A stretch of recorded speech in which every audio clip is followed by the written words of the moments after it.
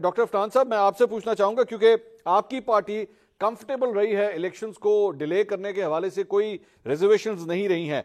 8 फरवरी की डेट अब अनाउंस हो चुकी है, लेकिन इसके बावजूद मीडिया के अंदर इस किस्म की बातें आ रही हैं। आज 2 कॉलम्स लिखे गए जिसके अंदर यह लिखा गया कि जनाब हो सकता है ये 8 फरवरी के इलेक्शंस जो हैं वो मुलतवी हो जाएं।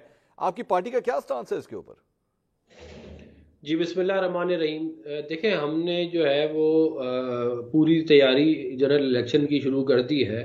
उसके लिए हमने तमाम जो दरख्वास्तें थी जो टिकट्स के लिए, वो भी हमें मिल गई हैं। हमारे इंटरव्यूज़ अभी आजकल चल रहे हैं एज वी स्पीक। इससे पहले आपने बताया हमने 21 अक्टूबर का एक तारीखी जलसा भी किया लाहौर में। तो हम तो इलेक्शन की तैयारी कर रहे हैं 8 फरवरी के हिसाब से, और हम ये उम्मीद रखते हैं कि जो जो 8 फरवरी की डेट है उसको ऑनर किया जाएगा इलेक्शन कमीशन की तरफ से भी, और सुप्रीम कोर्ट ने तो इसके ऊपर वाज़े तौर पे चीफ जस्टिस साहब ने अहकामात जारी कर दिए हैं। तो मेरा ख्याल है इसके ऊपर जो है वो मजीद अब कोई स्पेकुलेशन करनी नहीं चाहिए।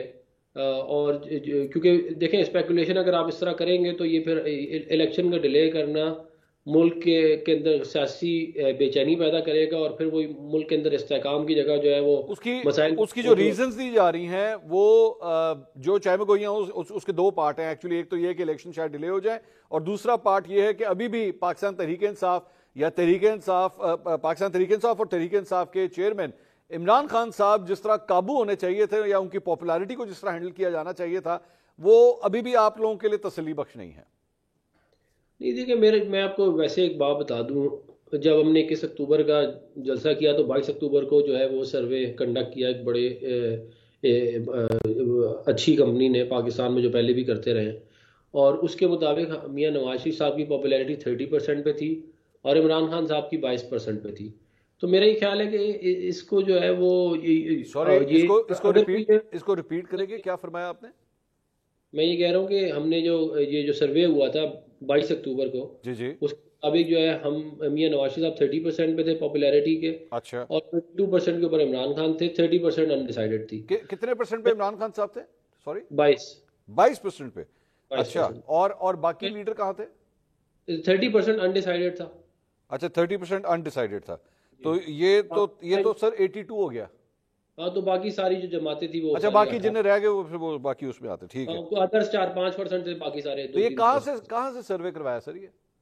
ये सर्वे जो है ये पब्लिश हुआ है, मैं आपको इसकी भेज दूंगा। मेरा ख्याल है इप्सॉस था या इप्सॉस था मेरा ख्याल। अच्छा, इप्सॉस से ये आप लोगों ने खुद करवाया था या उन्होंने खुद किया था? नहीं, हमने तो नहीं कराया, ये तो इसका सर्वे का पूरा रिजल्ट पब्लिश हुआ है। अच्छा। ये सारे मैं आपको भेज भी दूंगा। अच्छा, आप देख लीजिएगा उसको।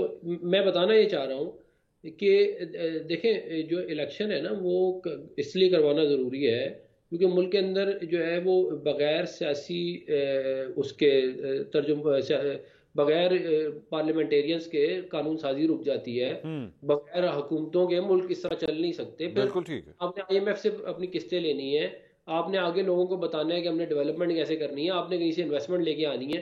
तो क्या हम ये एडहॉक बेसिस के ऊपर मुल्क को चलाएं कि जी ये एडहॉक चल रहा है, पता नहीं अभी 3 महीने हो गए, अब चले अब 3 महीने का और में, इस तरह तो मुल्क नहीं चल सकते ना। ये इन्हीं हरकतों की वजह से 1970 के अंदर आपने इक़्तिदार ट्रांसफर नहीं किया और वो मुल्क टूट गया। हाँ। तो ये कह देना, क्या कहते हैं कि हम इंशाल्लाह इमरान खान साहब को मैदान में हराएंगे, मैदान में रहेंगे, यकीन है। ठीक है। हम कोई नहीं ये कह रहे कि जो है वो इलेक्शन डिले किसी सूरत भी होना चाहिए। हम ये समझते हैं कि 8 फरवरी की डेट बिल्कुल मुनासिब है। चलो, क्लियर हो गया सर। आपने जो सर्वे शेयर कर दिया उसके बाद तो कोई मेरे ख्याल में बात ही रहती। सेनेटर मोहम्मद साहब, ये आपने गुफ्तगू सुनी सर, उनके तो सर्वेज भी कह रहे हैं कि मियां साहब जो है वो सबसे पॉपुलर लीडर हैं और उनको 8 फरवरी से किसी किस्म के कोई डाउट्स नहीं है। ये तो बड़ी अच्छी बात है, वरना नून लीग के हवाले से प्रॉब्लम रहती थी। तो PTI, सर आपको कोई शक है कि 8 फरवरी को शायद इलेक्शन ना हो? बिस्मिल्लाहिर्रहमानिर्रहीम। मंसूर साहब, इस तरह है कि मुझे लगता है कि ये सर्वे जो था ना, ये PMLN के अंदर का था। उनके अंदर भी 22% लोग जो है ना इमरान खान की मकबूलियत को मानते हैं, बाकी सिर्फ 30% समझते हैं कि इनके वो है। तो ये मेरे ख्याल में सर्वे था। रही बात ये, मेरे ख्याल में 1-2 प्रोग्राम्स आपने बच्चों के साथ, यूथ के साथ, जो कि 60% को रिप्रेजेंट करते हैं, और आपने उनसे 2-3 बड़े पर्टिनेंट क्वेश्चन किए थे।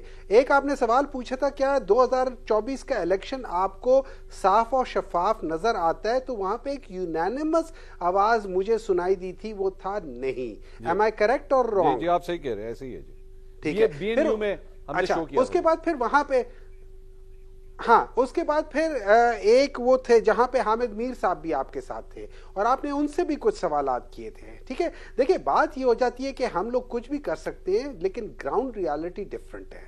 अब सवाल ये हो जाता है कि क्या इलेक्शंस होंगे या नहीं होंगे। इस पे तबसरा करने से पहले आपको थोड़ा सा बैक जाके देखना होगा कि क्या क्या डिसीजंस मेकिंग हुई है जिसकी बेसिस पे आप ये सवालात उठा सकते हैं।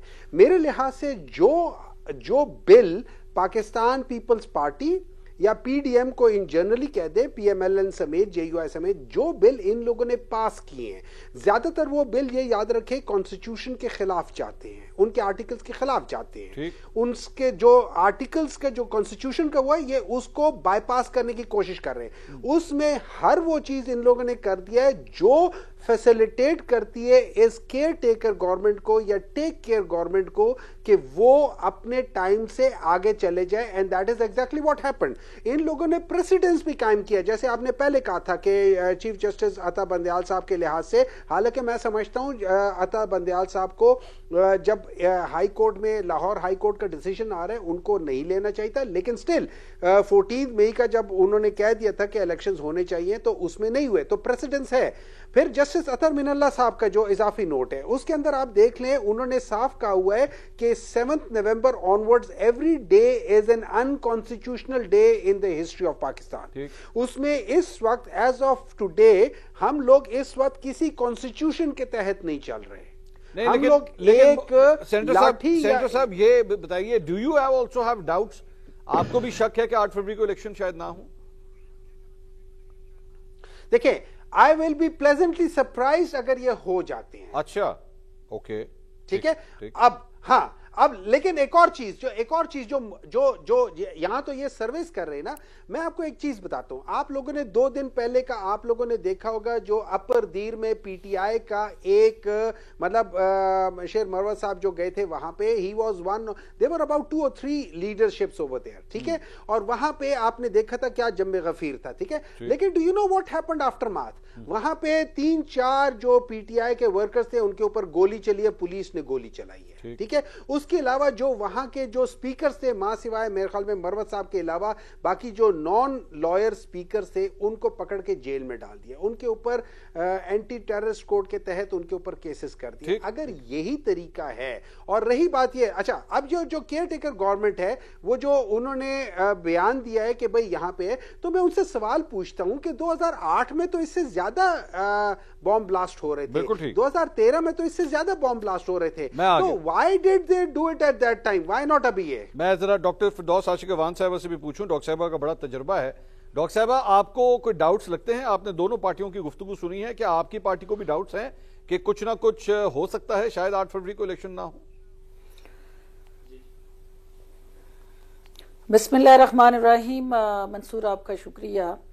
देखिए, सबसे पहली बात तो यह है कि इलेक्शन एक कॉन्स्टिट्यूशनल बाइंडिंग है और पाकिस्तान को हर हाल में वो पटरी से उतरी जो मैशत है उसको ट्रैक पे चढ़ाने के लिए, मुल्क से मुआशी और सियासी अदम इस्तेहकाम ख़त्म करने के लिए, पोलराइजेशन को कम करके तसादम और टकराव की सियासत से निकल के इस मुल्क को जो है वो आगे चलना है, और उसकी वाहिद कुंजी जो है वो इलेक्शन के साथ जुड़ी हुई है। अब इलेक्शन की जो मुख्तलिफ थ्योरीज और मुख्तलिफ सिनॉप्सिस और मुख्तलिफ हाइपोथेसिस और मुख्तलिफ डिस्कशन जिनका आप जिक्र कर रहे हैं, ये सारी चीजें मैं नहीं समझती कि कोई थर्ड प्रोसेस से चल रही हैं। ये वो एक अबहाम और एक अपने अपने दिल की हसरतें, ख्वाहिशात और उनके साथ जुड़े जो अरमान है वो ये रिफ्लेक्ट कर रहे होते हैं कि काश ऐसा हो, नहीं तो ऐसा हो जाए। जो क्लैरिटी है कि जिस दिन इलेक्शन का ऐलान हुआ उस दिन पाकिस्तान की स्टॉक एक्सचेंज जो है उसने बूम लिया। जिस वक्त इलेक्शन का ऐलान हो गया तो पाकिस्तान के अंदर जो गैर यकीनी सूरत हाल थी वो खत्म हुई और जो इन्वेस्टमेंट्स थी वो आगे बढ़ना शुरू हुई और पाकिस्तान के अंदर मुआशी तौर पे हालात बेहतर हुए। जो पाकिस्तान से मोहब्बत करते हैं या पाकिस्तान को स्टेबल देखना चाहते हैं वो किसी सूरत नहीं चाहेंगे कि ये हालात बदतर हों, यहाँ पे इंस्टेबिलिटी और ज्यादा एग्रीवेट करे और पाकिस्तान मुश्किलात का शिकार हो। दूसरी बात जो आपने की कि भाई क्या इसका क्या पैरामीटर्स हैं या कोई जमातें जो हैं शायद उन नताइज से दिल बर्दाश्त होके या आने वाले मैं सीधी गल कर रहा हूं डॉक्टर साहब, फोर्स ही कर रही हैं। मैं डॉक्टर साहब सीधा सवाल करने हैं। और जी वो बात ये है कि क्या कहा यह जा रहा है कि पीटीआई काबू में नहीं आ रही, तहरीक इंसाफ काबू में नहीं आ रही, इमरान खान साहब काबू में नहीं आ रहे, पॉपुलैरिटी पकड़ी नहीं जा रही, तो इसकी वजह से हो सकता है कि काम जो है वो आगे चला। आपको लगता है कि वाकई ऐसा है, वाकई काबू में नहीं आ रही? देखिए अब सीधा सीधा जवाब भी सुन लेना मंसूर, सीधा जवाब। देखिए बात यह है कि आपने कल कामुकी में हमारा जलसा देखा, एक हल्के का जलसा था। पॉपुलैरिटी का जो पैमाना होता है वो वोट से नापा जाता है, और वोट जो है वो जब तक जितनी मर्जी सपोर्ट हो, जितनी मर्जी पॉपुलैरिटी हो, जब तक वो पॉपुलैरिटी वोट में ट्रांसफॉर्म नहीं होती, उस पॉपुलैरिटी का सिर्फ वो फैन क्लब, फैन फॉलोइंग और सेलिब्रिटी और हीरोइज्म के जुमरे में आती है। जमहूरियत में किसी शख्स की पॉपुलैरिटी को नापने का पैमाना वोट है और वोट की पर्ची है।